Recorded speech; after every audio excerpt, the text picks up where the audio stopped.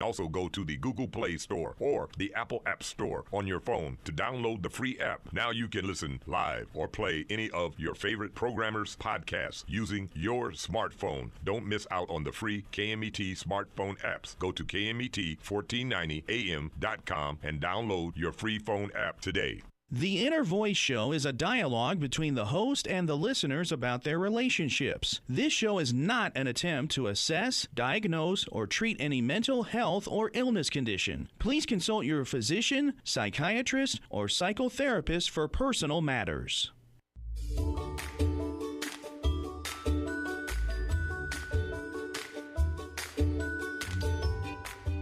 Inner Voice. A heartfelt chat with Dr. Foojan. Hello, everyone. Welcome to the Inner Voice Show. I'm Dr. Foojan Zeine and have Sean in studio. Now, this is a show about what matters most in life: our minds, thoughts, feelings, actions, relationships, and our fulfillment in this beautiful journey of life. In this show, I'll bring you the latest research on emotion sensitivity across your lifespan.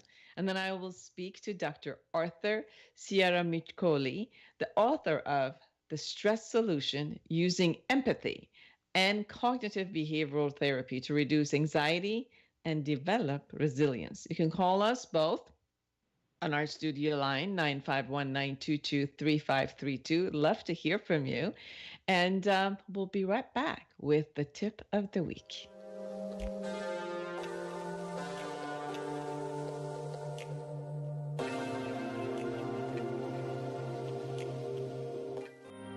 Hello, I'm Dr. Foojan, and I have great news for you. I'm offering a special time-limited offer to anyone who's interested in online therapy or coaching sessions. I've developed the awareness integration model, which allows in only 12 weeks to raise your self-esteem and confidence and let go of your thoughts and emotions that produce depression and anxiety for you. So call today to schedule your online session and save $600. Call me today at 818-648-2140. That's 818-648-2140, or go to www.foojan.com.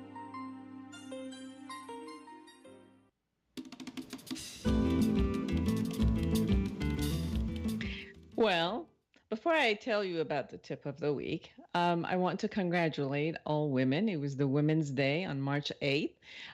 All the women in any role that they are and in every aspect of contribution that they give to the society around them, to their families, to work environment, to the earth at large.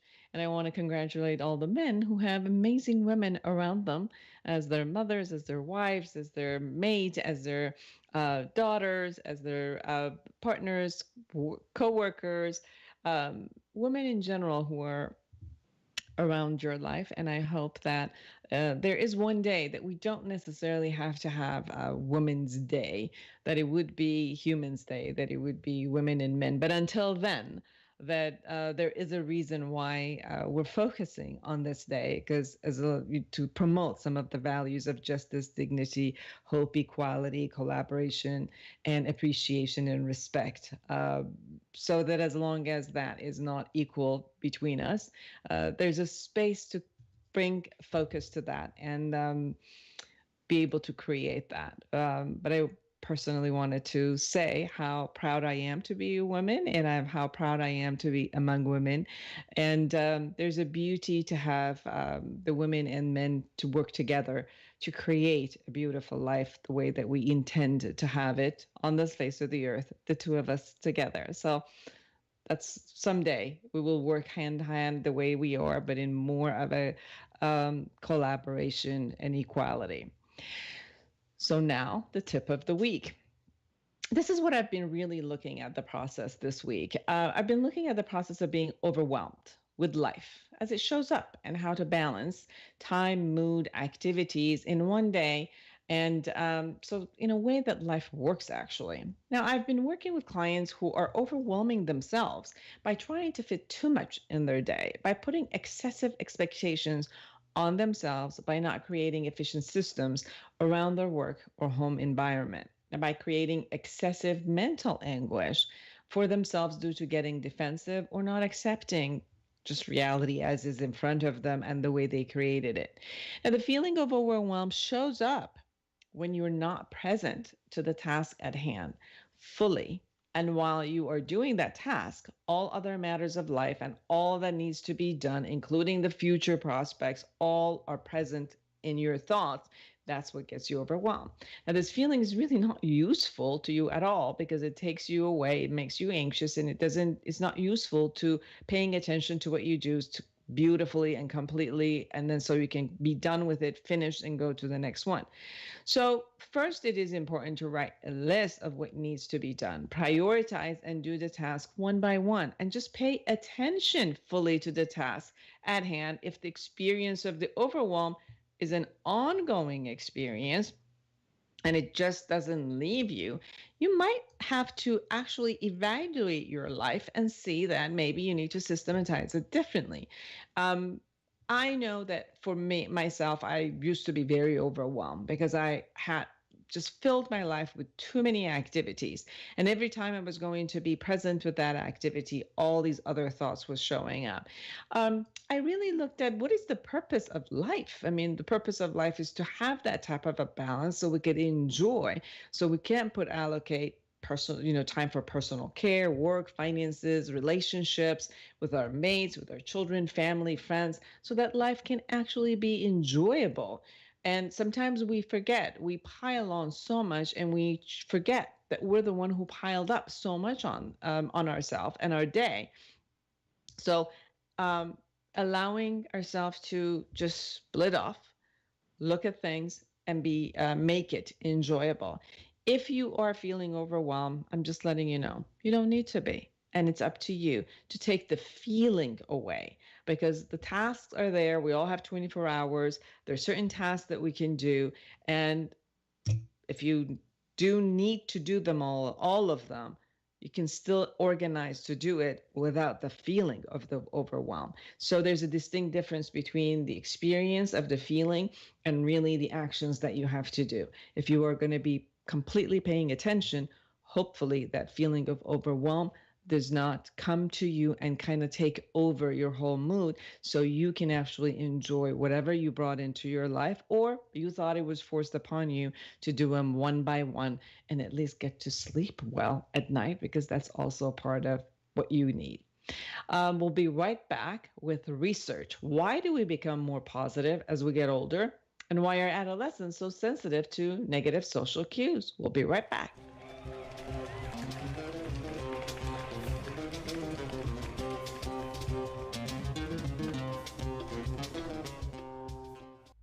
Join the conversation every Monday afternoon at 3 p.m. Pacific for Inner Voice Heartfelt Chat with Dr. Foojan. Dr. Foojan is a radio and TV host, international speaker, psychotherapist, life coach, and the author of Life Reset, the awareness path to create the life you want. She brings you the latest research and interviews with experts in the field of cognitive sciences. Anyone who loves to grow and create growth for humanity gets a voice on this call-in show. Inner Voice Heartfelt Chat with Dr. Foojan. Monday afternoons at 3 p.m. Pacific on Smart Talk KMET 1490 AM and on KMET1490am.com.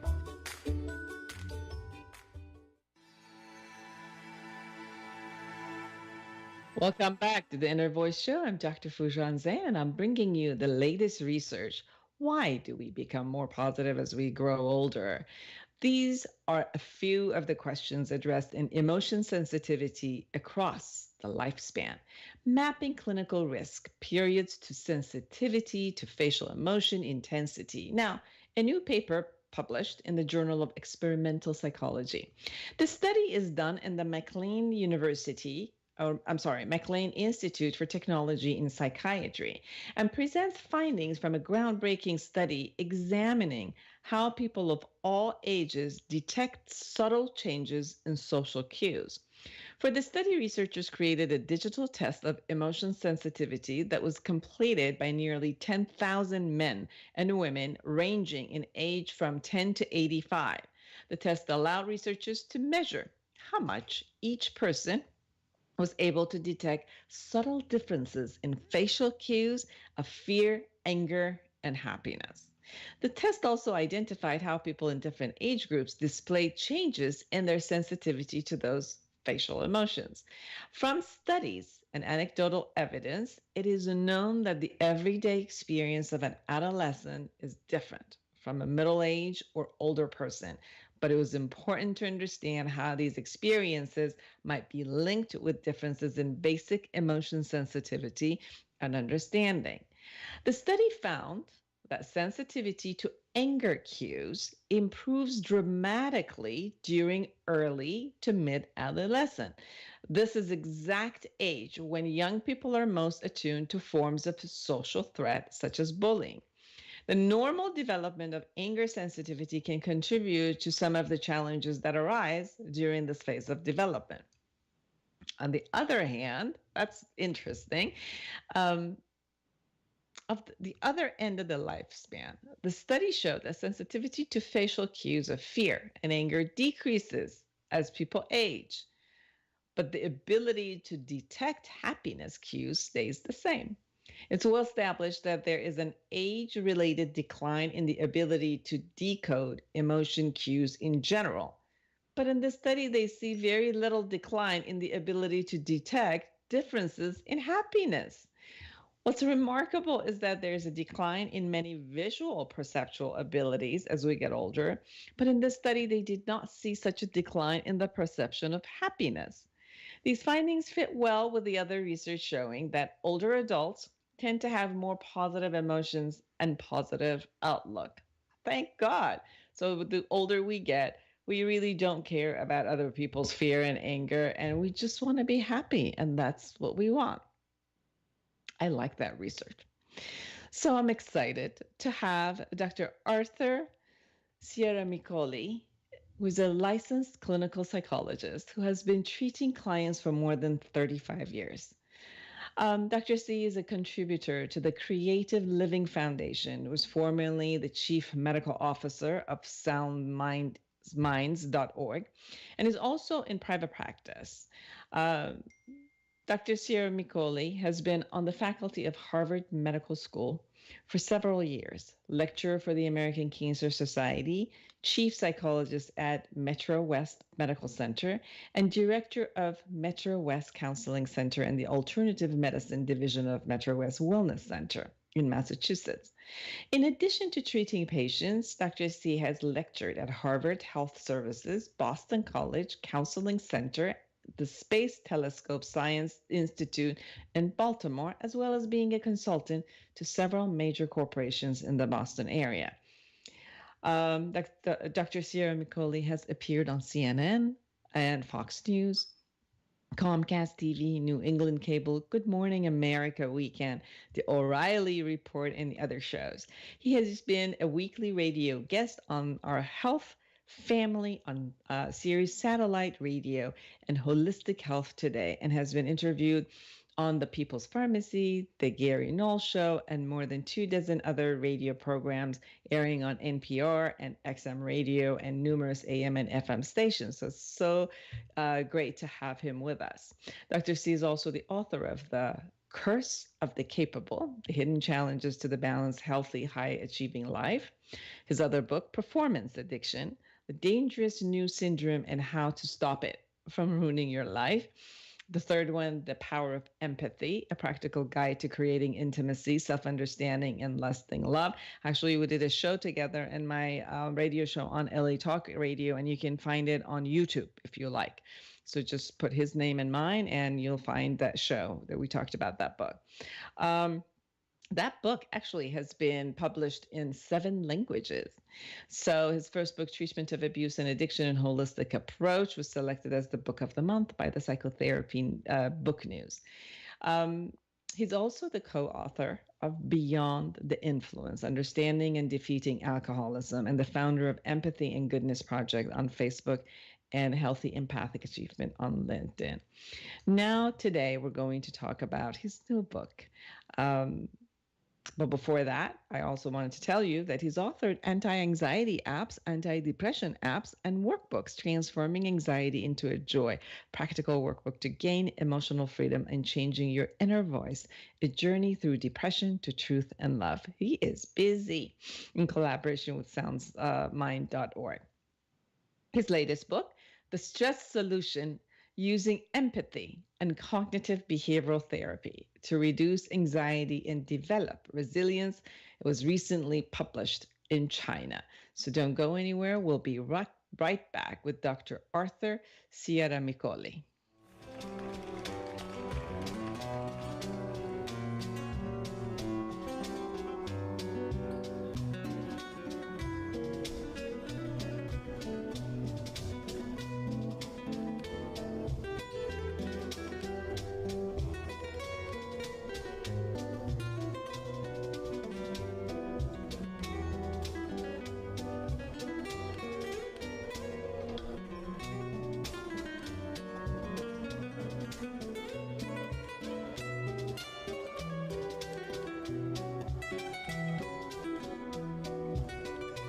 Dr. Foojan Zeine is a psychotherapist, a marriage and family therapist, and a life coach with more than 27 years of experience. She is the author of the Awareness Integration Model, which has been researched and published in numerous international journals. Dr. Foojan has offices in Beverly Hills, Irvine, and Woodland Hills, California, and also consults online and by telephone. Make an appointment with her today by calling 818-648-2140 or go online to www.foojan.com. That's www.foojan.com. Hello, I'm Dr. Foojan, and I have great news for you.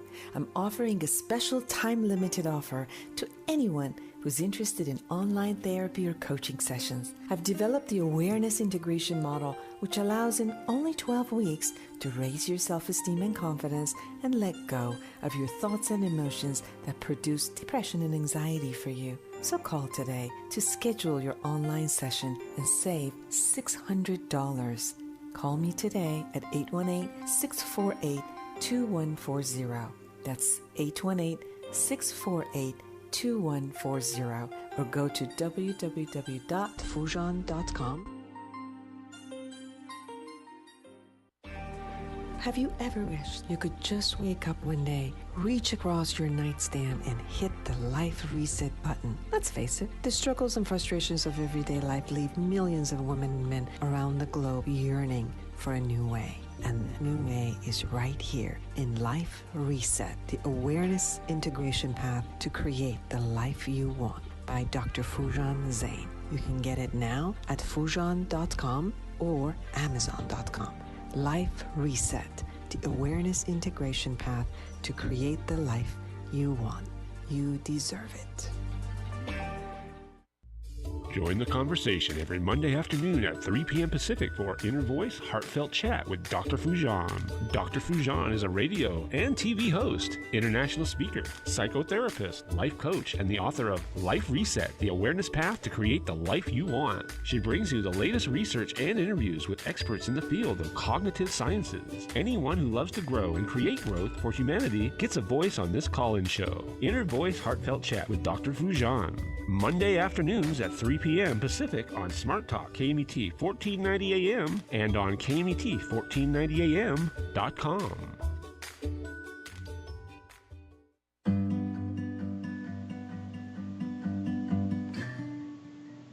Well, welcome back to Inner Voice.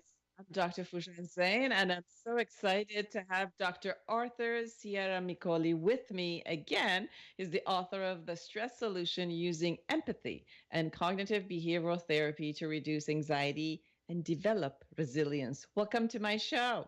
Thank you very much for having me back. Of course. Now, people talk about empathy a lot. And they have this concept of, when we talk about empathy, usually it's connected to women. Mm-hmm. And there's also this concept that when people get sick or maybe they have illnesses or something, they'll say like, I don't want to tell anybody because I don't want their sympathy. I don't want them to feel bad about me. So there's definitely a distinction between what we all need is, the empathic aspect of other human being around us for them not to judge us. And then yet we don't like it when it becomes a little bit of a top to down, or they feel bad about us, or we feel like a victim. Can you explain empathy, and then what is empathic cognitive behavioral therapy? Well, empathy is the capacity to understand and respond to the unique experiences of another. Sympathy rushes in to console based on identification. So if you had a dad that passed and I had one that passed, I might say, gee, I know exactly how you feel. But of course, I don't really know how you feel because your relationship with your father may have been entirely different than mine. Empathy slows down a process to understand the facts. In this new book, The Soulful Leader, that's why I'm talking about it so much, because leaders who lead with their heart and are open to diversity and learning from all sources truly are great listeners. They listen very carefully to their employees so they know where their ideas are coming from, and people feel heard. And when people feel heard, it changes their brain chemistry. They feel happy. They're more productive, they're more creative, and of course, in business, profits go up. Absolutely. And I think when you talk about the concept of business and the leadership, the concept of empathy has not necessarily been a phenomena that shows up regularly in the business world. Many times emotions are kind of like put aside, and it's dealt with as if this is just, we're together, we don't have to like each other, we don't have to relate to each other, except in the construct of what we have to do. And as long as we kind of focus what we have to do, then that's it. And how do you bring the concept of empathy in the inner relationship of leading and, coworkers and different type of management into your book? I call it AIE leadership: authenticity, integrity, and empathy. And I think, I understand your point, because so many people in the business world have thought that these are soft skills. If you're authentic, if you're not leading through anger and fear, you won't increase profits. The truth is, it's the opposite. There's a consulting group in England called the Lady Geek consulting firm, and they have found that people in an empathic environment, the profit margin was twice as much in the top 10% of the companies that had empathic environments versus the ones who were in the bottom 10%. And that is seen throughout many studies by Harvard Business School, Princeton, Stanford, that when people are happy, when you treat them with dignity and empathy, and you're authentic, you reveal who you are, people are happier, more comfortable, and you produce the different brain chemicals that make people more creative, and profits increase. So if you want to have a company where people want to follow you and follow your mission, if you're a great listener, if you're empathic, and again, the giving and receiving of empathy creates a positive brain change. We know that for sure now through functional MRIs. I'm sure you know, but maybe some of the listeners may not be aware of that. But in business, it creates an environment that's very spirited. People want to be there. They're happy to come to work because they're treated with dignity. And soulful leaders lead from the bottom up, not the top down. They respect everyone in their business. They know who the receptionists are, the secretaries. They know who plows the snow or does the landscaping. They know something about different people's families and who they're married to and where they live. They have a concern for others, and that concern leads to people wanting to follow them and follow their mission. It has a ripple effect. It really does. The sense of creating that relationship and knowing that you matter to be in this company, and I value you. There's also this other stress that has shown up in many of the companies in corporate world, and I'm sure that in your research you've really found this, that because of the conversations that the layoffs are a lot, and sometimes it appears that as if like, okay, you're going to utilize me or use me as long as you need, and even be, pretending to be caring for me. But then when the margins don't show up and, the numbers don't show up, then I'm completely dispensable. And in that type of dispensability, then, if this type of relatedness it appears to be more not authentic. So you also bring the conversation of authenticity in this, that it's not just an act. Yes. And then when that authenticity and caring is there, then how does that shift into the way that also a leader deals with the human aspect and then also the margin aspect? Soulful leaders, because they're authentic, they relax other people. They change the brain chemistry in their employees. And again, that's where it has a ripple effect. Because when you're producing positive neurochemicals like serotonin, and dopamine and oxytocin, which women produce when they're pregnant, the giving and receiving of empathy in an authentic way produces these chemicals. It makes people feel comfortable. When you're just using people functionally, as you were pointing out, they know that. People sense that. These are intelligent people. They know, I don't really care about you. I'm pretending to care about you.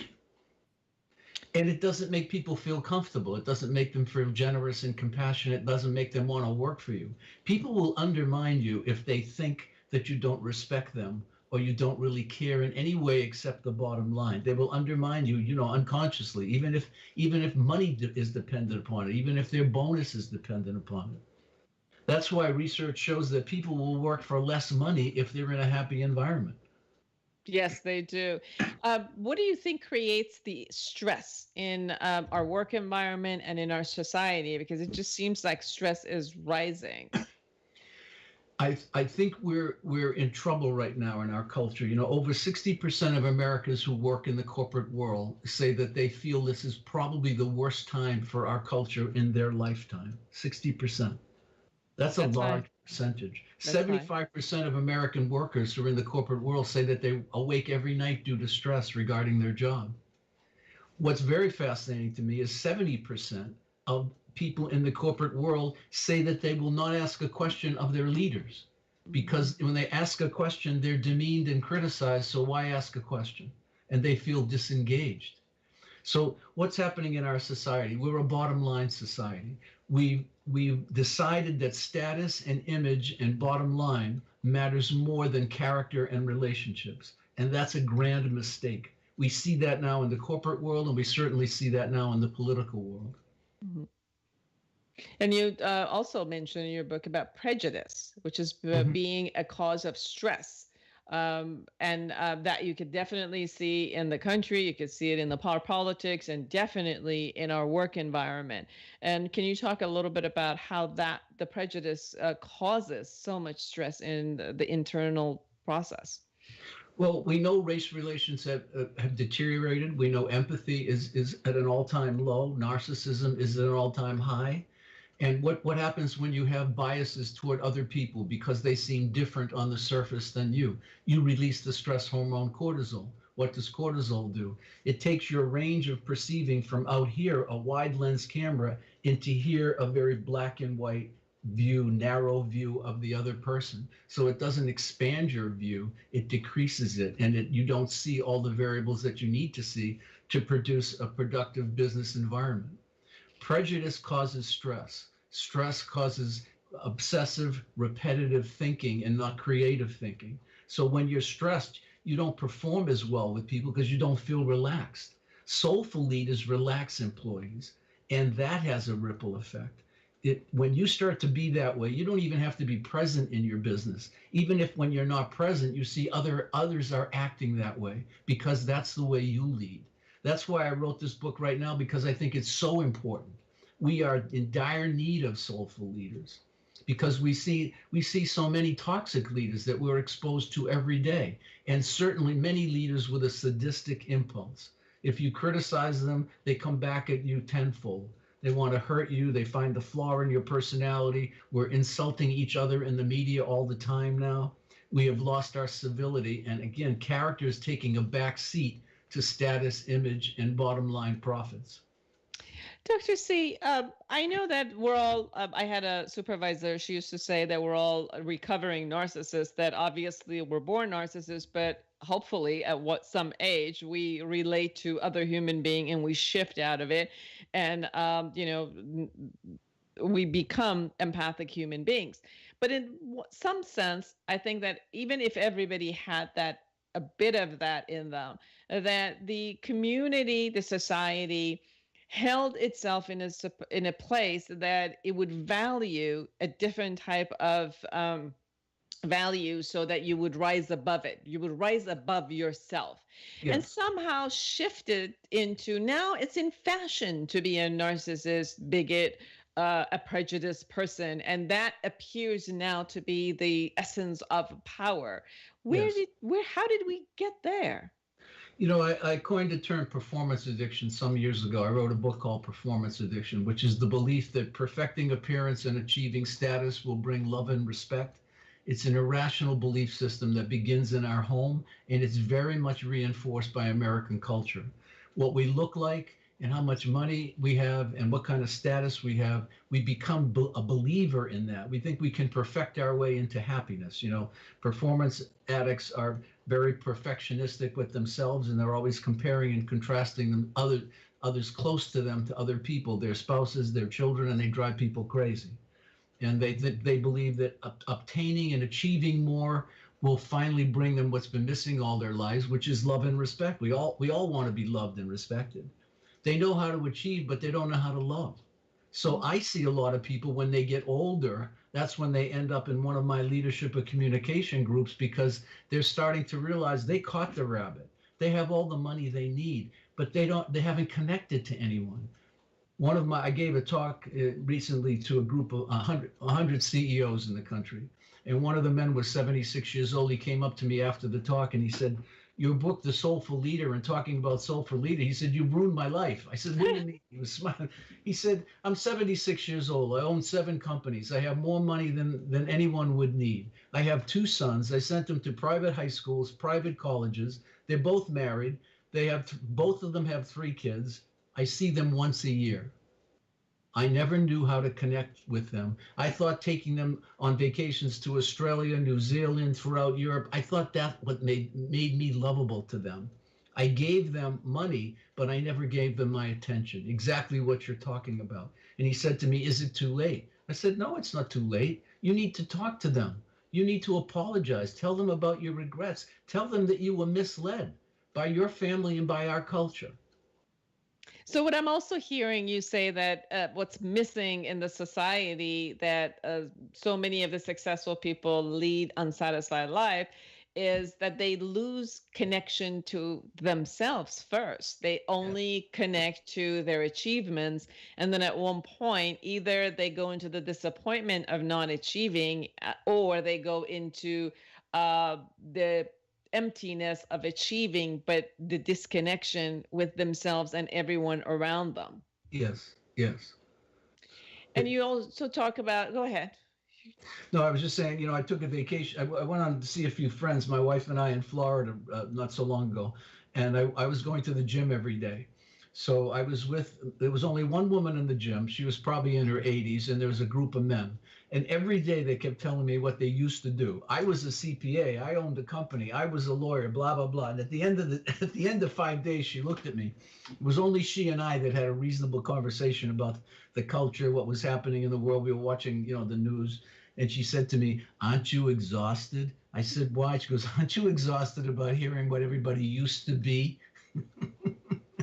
Yeah. And I said, it's interesting. You're the most interesting of the group. She said, I'm interesting to you because we had a conversation about us right now, who we are in the present. I'm not telling you what I used to be. You have no idea what I used to be. And I have no idea what you do because you haven't said so all week. But we are conversing live and in color. Mm-hmm. She said, they keep telling you what they used to be, thinking that they're not enough. They're not enough who they are. They've got to give you their resume. That's performance addiction. Wow. So there's also, as I'm hearing you, being present in the moment is what's important, because when you're caught into your the past, what it used to be or who I used to be or who I will be, and all I'm thinking about is how to utilize the time or my relationship with you or any of these instances in order to create something for the future, I also miss the connection that it's present at this moment between you and I. in experiencing that, which creates the joy, creates it brings the stress down, actually. That connection brings the stress down. Absolutely. Absolutely. You know, I wrote a book called The Power of Empathy many years ago, and I sensed that when you give and receive empathy, something happened in our brains, but I couldn't prove it. Now we know through functional MRIs, you and I, when we're connecting, when we're understanding each other right now, we're producing oxytocin, which is a near miracle neurotransmitter. What does it do? It makes you feel generous. It makes you feel compassion. It makes you feel trust. It makes you want to negotiate with someone else. It makes me want to understand you and you understand me. So why isn't that good for business? What I try to tell people, if you're bright and you have good business sense, yeah, you get the interest of your employees, but you won't keep their interest. If you're a great listener, if you're empathic, if you're authentic, if you're confident yet humble, and when you make a mistake, you acknowledge it, people will follow you to the end of the earth because they know you care about them and they know you're a real human being. And when they're with you, they feel better. You are listening to Inner Voice, and I'm speaking with Dr. Arthur Ciaramicoli, who's the author of Soulful Leader. Now, you talk about authenticity and being authentic. Let's open that conversation up. I think that people sometimes confuse authenticity with just being honest, and sometimes even take honesty confused with whatever is in my brain, before I take it into under any filter. I'm just going to have it go from my free floating thought to my mouth and kind of like spit it out there. Yes. And they call that authenticity. I'm positive that's not what you mean. I'm combining authenticity with integrity and empathy, meaning I'm not going to say everything I think. We're trying to be tactful and empathic, considering how it will be received, but I'm still being myself. It's not just a blurting out every thought I have. I can be authentic with censoring some things because I know it may be hurtful. That's just being sensitive, kind. But authenticity attracts when it is combined with integrity and empathy, not just, as you said, to be authentic, just say, okay, I say whatever I want. No, that's what we're doing in our political climate right now. People say whatever they think, they find the flaw, and then they capitalize on it. And particularly when they're threatened by diversity. So authenticity, as I'm hearing you say, is being truthful to who I am, my values, my thought process, my emotions, but not necessarily to be stating it as if it's my negative judgment that I'm saying. But even if it is my negative judgment, to be in a particular way where I am an appropriate in the relatedness that I am with you, where I respect you, as I am sharing myself with you, whether what I'm sharing could be positive or negative, whatever my opinion is, to consider respecting who you are while I share that. And that is part of the authenticity you're talking about. Yes. Oh, you said that beautifully. I love the way you put that, because you're highlighting the consideration, the civility of what I say. I'm not trying to, because I know something may be offensive, I'm not going to just say it. That's where the integrity comes in. That's where your sensitivity of what you're saying is being received. Our words can be very hurtful. And what we see today in the corporate world and the political world is we see leaders with sadism. They're enjoying hurting the other person. It's like a contest. I find the flaw and then I accent it. Then you keep repeating it. You find something that you think is not likable about the other person, and then you try to convince others to dislike that person because of it, rather than trying to find the common ground. Good negotiators and soulful leaders always find the common ground. One of the things that I have noticed with my clients, I have not worked with the corporate world for many, many years personally, due to some of this concepts. And I came out and I had my practice for a long time, although I work in hospitals and all of that. But I work with a lot of high executive, mid-management, and people who are obviously in corporate, same as you are. One of the conversations that I keep hearing is that there's a way that human being might get complacent and kind of like lazy if they are just in one space. And then many of the leaders in the corporate world may have found a type of a game, like a cat and mouse game, that they create to create incentives, but do it from a fear base. Like there's a couple of months that they'll do create incentives of rewards, and if that doesn't work, or it gets like, okay, the person has gotten rewards too many times now, this doesn't work as well, so let me shake them by fear and let me do this. So there's games that gets played by the top leaders in order for the workforce to keep moving ahead and creating something and keep it alive, like that type of a thing. What are your thoughts as you are working with the leaders of the corporate world, and how does that fit from a soulful leader? How would they be able to create this incentives without contributing to this type of games? Well, I think one thing that hooks people in, leaders, especially leaders who don't have, great empathy or much conscience, when they realize that the profit margin will be less leading that way, then they get interested. When they realize they can change their brain chemistry to feel healthier and have more energy, and have more, and your employees will be more creative, then they get interested. Then they want to learn how. But they, unfortunately, their first take of it is that they want to know techniques. Tell me what to say. Tell me 10 empathic comments that I can go back and talk to my team about. And rather than, it's got to come from the inside. It's not a technique. It's truly trying to understand the unique experiences of another human being. And what I try to teach also is that when you have a diverse group, you see all the variables in a situation. If you have 10 white 50-year-old men trying to strategize about what products to bring to the market, it's like preaching to the choir. If you have 2 Asian women and another man from Argentina and an Israeli and someone from Russia and a black man and a black woman, and you put them together, you see the whole world. The diversity, you see all the variables. So now if you're going to produce products and they see that, they start to get interested in that. But of course, they're threatened by diversity because they like to feel in power and in control. And that's part of what performance addiction is. But when they realize that you will be happier, you will connect to other people more positively, you will feel better, you will sleep better. So many of these leaders are overweight, high cholesterol, high blood pressure, from your practice. They're not healthy human beings. Their self-care is poor. Last week, Tufts School of Nutrition revealed a study, 80% of American adults in the workforce, 80% did not even meet the minimal requirement for exercise per week. The minimal requirement, 80%. And you know what they considered in that?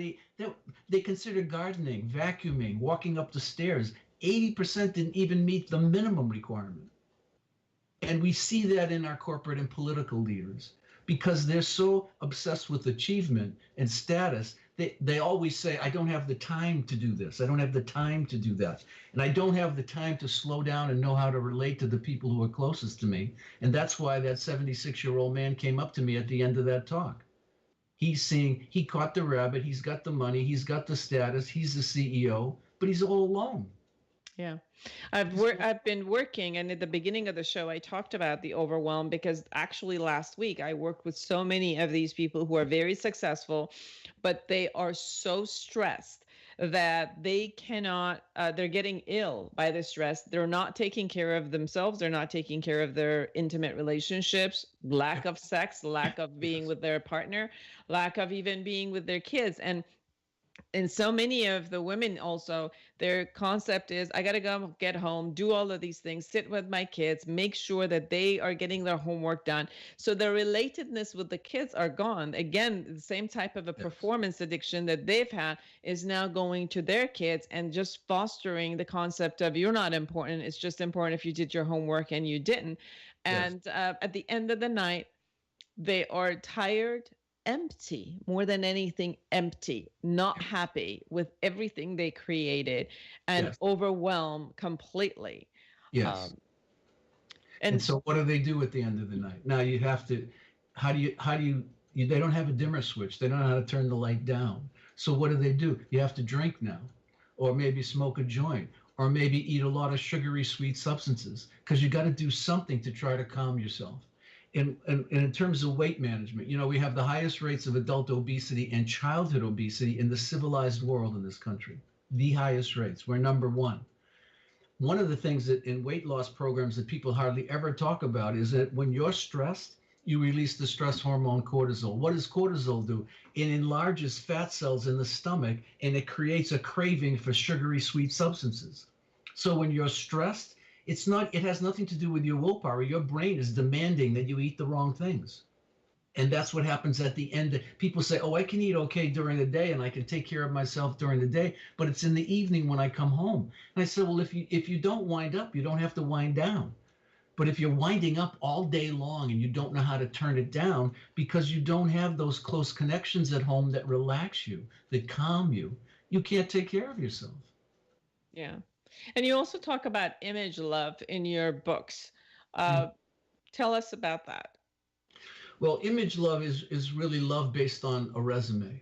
You look at someone and they look good. So they look like the part that you want to take to the party and make investors meet, or maybe go to a cocktail party with, because it's on the surface. You don't really know the person. Image love is really based on an image. It's like looking at a picture of the ocean rather than being at the ocean. You don't really take in who the person is. They don't really know each other. I had a couple from California that moved here to Massachusetts recently. The husband was a CFO, I'm sorry. And he lost his job. The company didn't do well. He was involved with a startup. She was his receptionist, his second wife.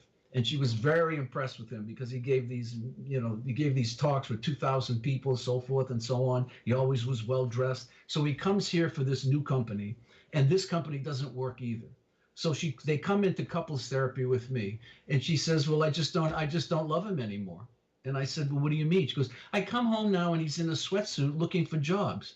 He used to be in a 3-piece suit presenting at major conferences, and I used to look up at him and be so impressed. And now he's just, looking for a job all the time, and he's in sweatpants. Now I look at this man who there's bags under his eyes, and I can see that he's really tired and worn, and he married this younger woman, and that's image love. Does she really love him? No. She loved him because he had an image that lifted her self-esteem. Now he's a human being who's vulnerable. He doesn't have a job, and he's not making $300,000 a year, and suddenly she doesn't love him anymore. Well, she never loved him in the first place.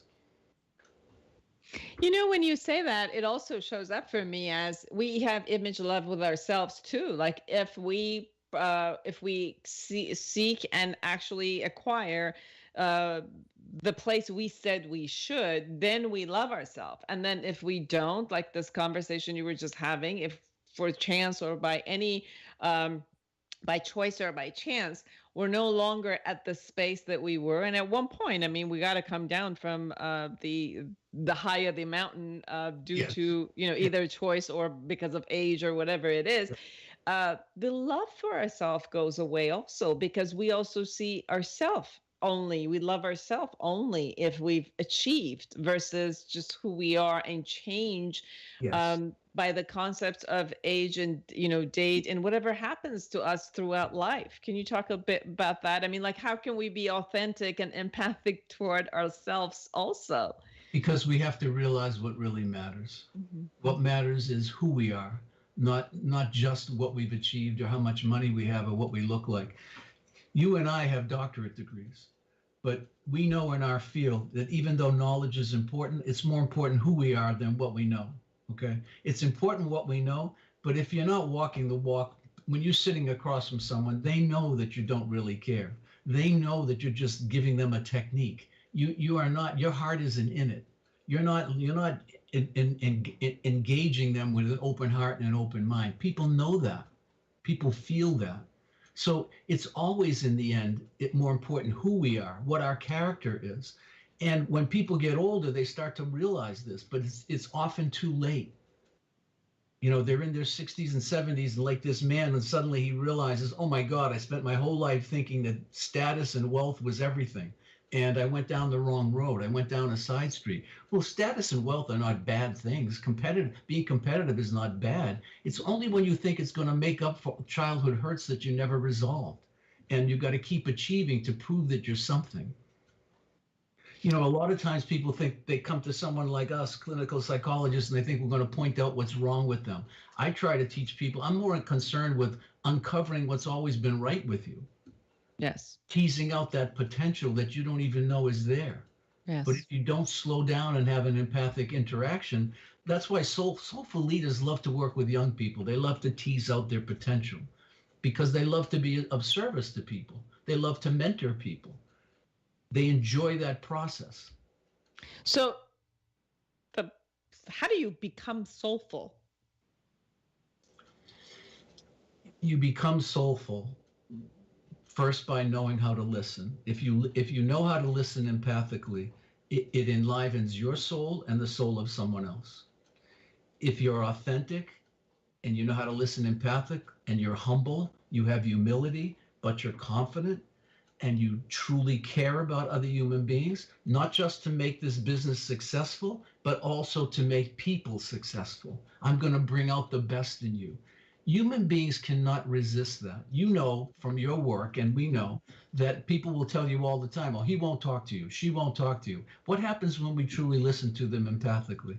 They talk to us, right? I'm sure you've had many clients over the years that someone told you they're not going to talk to you, but they've never been listened to that way. And I've noticed that even when I was listening and really being out there, that the minute my listening changed from empathy to a judgmental listening, I lost the person in front of me completely. So there's such a shift and a change when, judgment is there versus empathy, versus seeing another human being's value versus just the things that I don't like about them.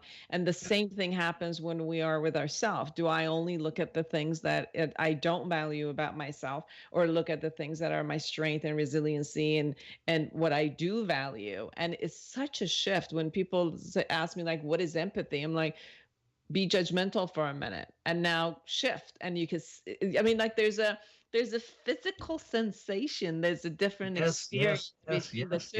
Yes. You feel it. Yes. You feel it. And if you feel it and you're working for me, you want to come back tomorrow. And the next day, and the next day. Because that's the environment where we thrive.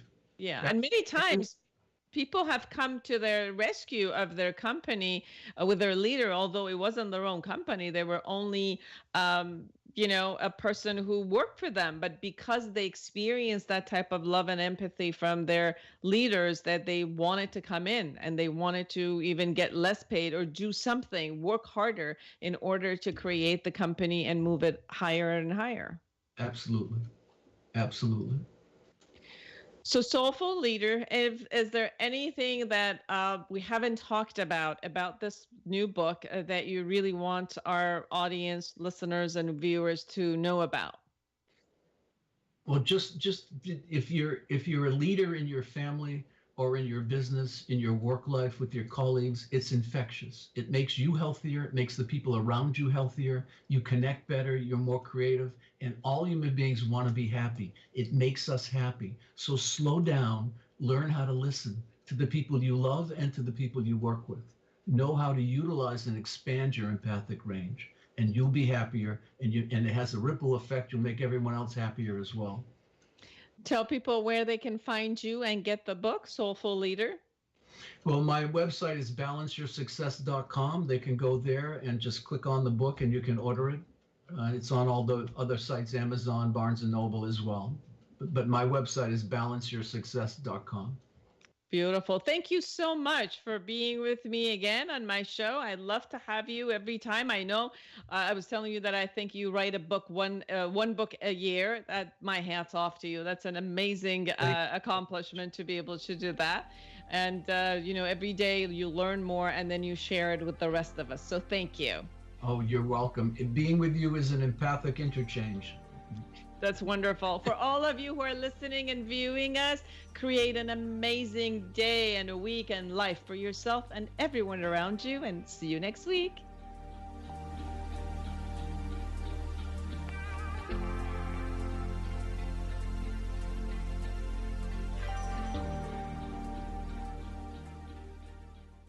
The Inner Voice Show is a dialogue between the host and the listeners about their relationships. This show is not an attempt to assess, diagnose, or treat any mental health or illness condition. Please consult your